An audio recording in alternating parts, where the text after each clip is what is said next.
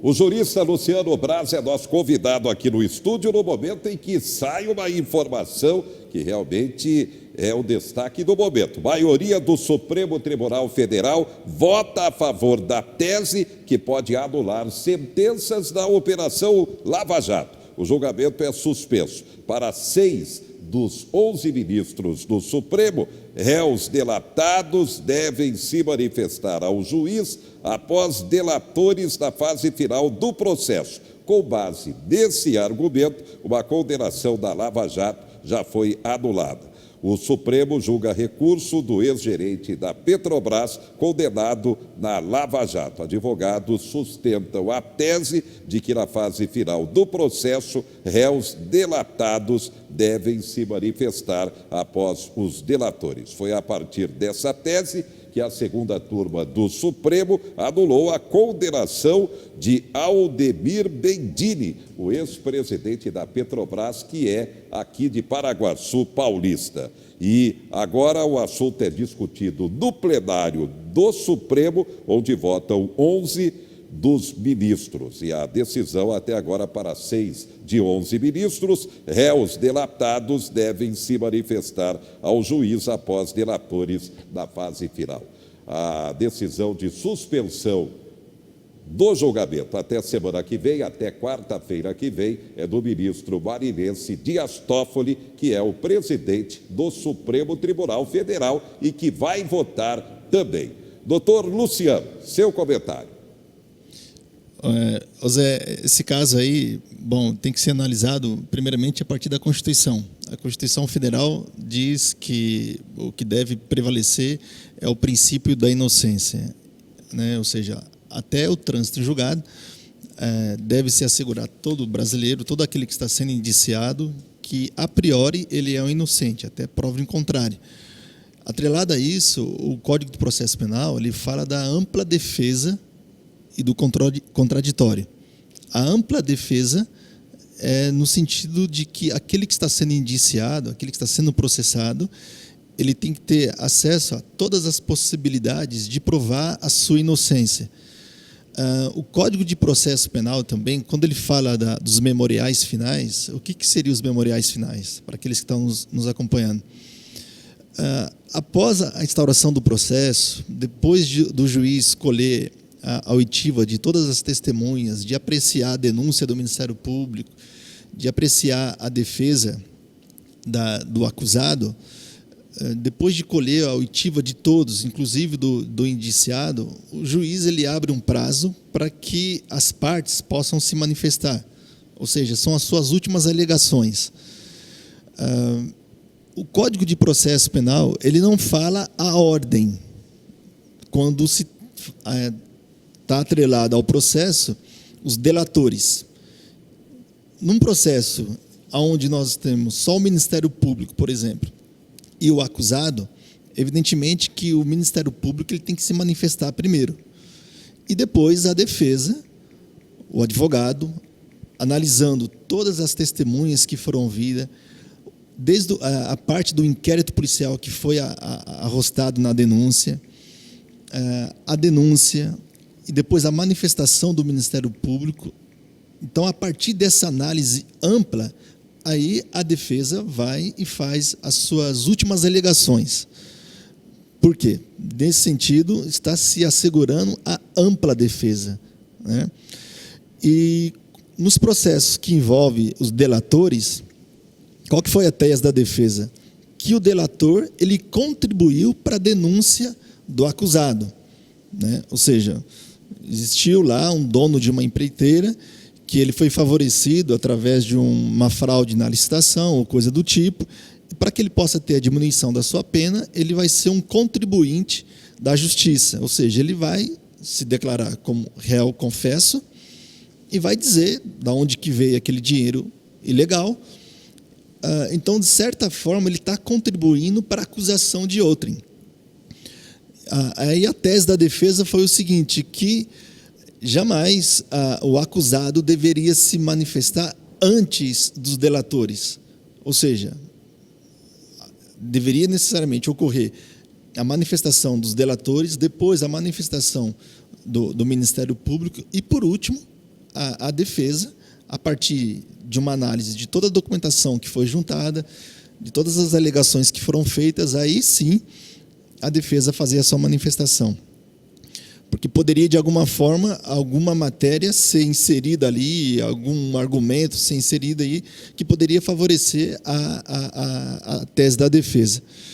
E como, nesse caso específico, o denunciado ele teve que se manifestar antes, inclusive isso foi alegado na fase das alegações finais, só que, à época, o juiz Sérgio Moro ele indeferiu, e nesses processos que vem ocorrendo agora lá em Curitiba, a juíza também ela vem indeferindo, e agora o Supremo, nessa decisão, que me parece que decisão majoritária, acolheu a tese de que essa atitude fere, sim, o princípio da ampla defesa. Isso poderá, na verdade, travar a Operação Lava Jato e até manchar a imagem do hoje ministro da Justiça e Segurança Pública, Moro, na sua opinião? Isso, do ponto de vista jurídico, né, se ficar evidente aí, flagrante, uma lesão às garantias constitucionais, os ministros do Supremo,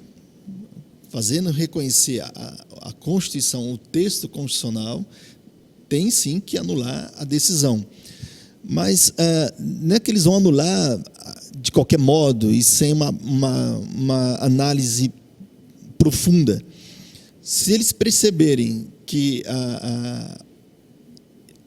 devido a essa não garantia a manifestação da defesa após todo esse trâmite, se eles perceberem que isso não seria o caso para a condenação, eles não vão anular. Agora, naqueles processos em que aquilo que foi alegado pelos delatores, no momento a posteriori das alegações da defesa, configurar um elemento fundamental para a absolvição, aí sim o processo ele tem que ser anulado, seja de quem for. Bem, último destaque: juízes federais repudiam derrubada de vetos à lei do abuso e vão ao Supremo. Seu destaque final, doutor Luciano.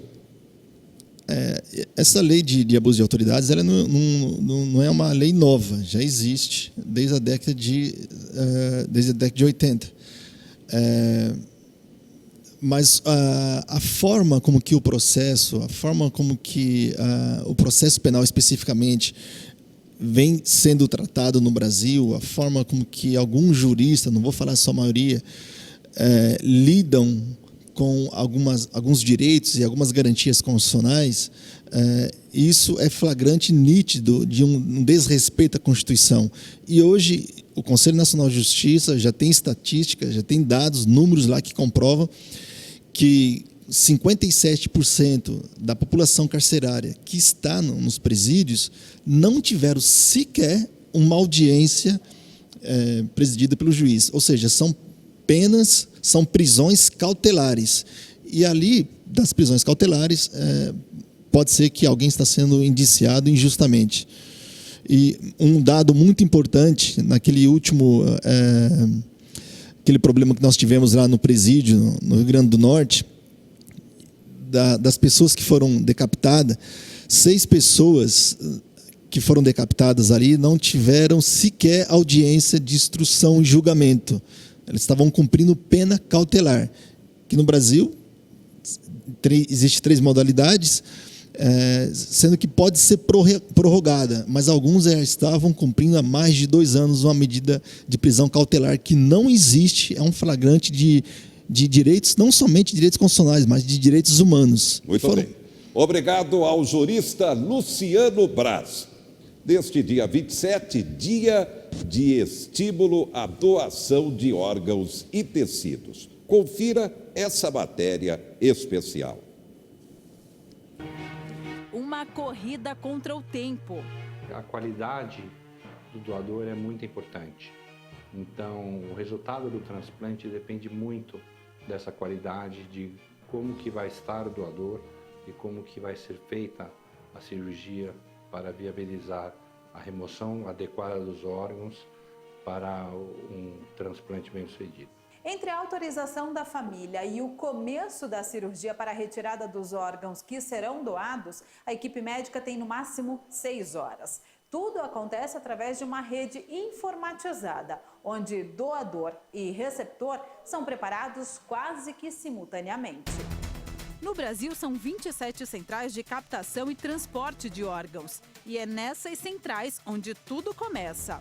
Há mais de 40 mil pacientes brasileiros à espera de um órgão. Só entre janeiro e setembro do ano passado foram feitos mais de 30 mil transplantes. Os mais realizados são rim, fígado e coração. As únicas pessoas que podem doar os órgãos são as que tiveram a morte cerebral.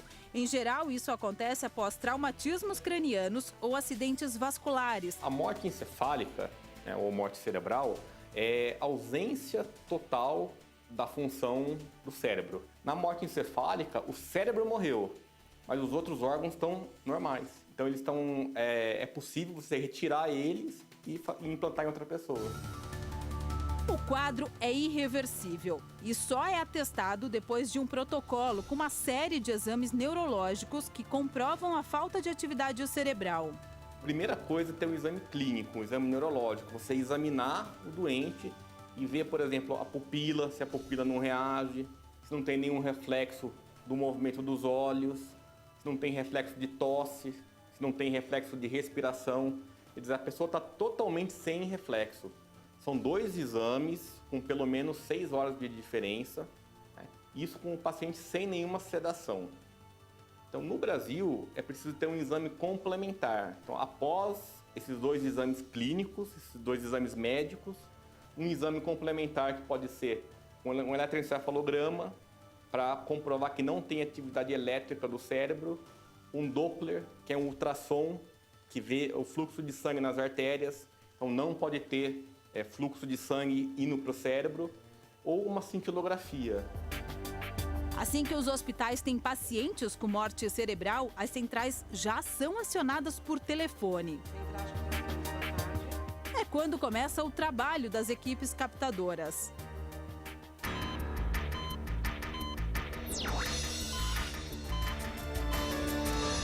A primeira medida é conversar com a família do paciente. Segundo o Ministério da Saúde, apenas a metade permite a retirada dos órgãos. Quando a família recebe uma notícia ruim, é muito difícil para a família tomar alguma decisão. A equipe de notificação, a equipe do serviço de procura de órgãos, elas sabem exatamente o momento adequado de conversar com a família, porque o que é importante é o conhecimento da equipe que vai propor se o paciente em vida, em algum momento, demonstrou o interesse de ser um doador de órgãos.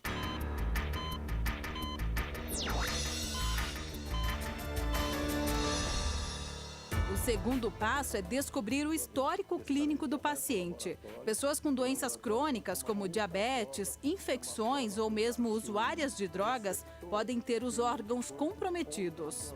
A sequência de exames desde a internação é muito importante. Exames laboratoriais, exames de imagem e análises clínicas, como pressão arterial, frequência cardíaca, isso também é muito importante.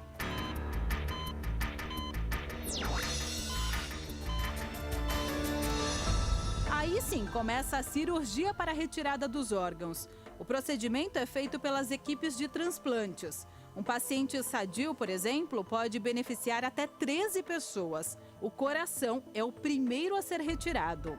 O coração é o primeiro porque é um órgão extremamente frágil do ponto de vista de tempo de preservação.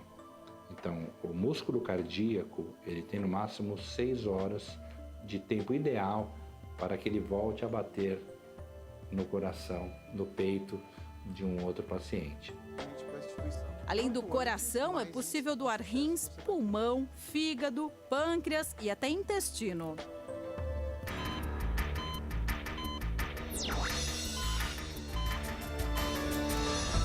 O transporte desses órgãos também merece atenção no processo.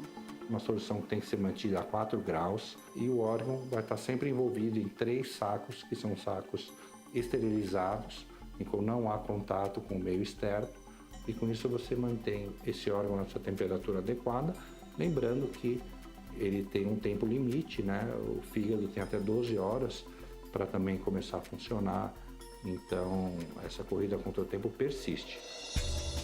E quem está na área há mais de 20 anos diz que o resultado dessa correria sempre compensa.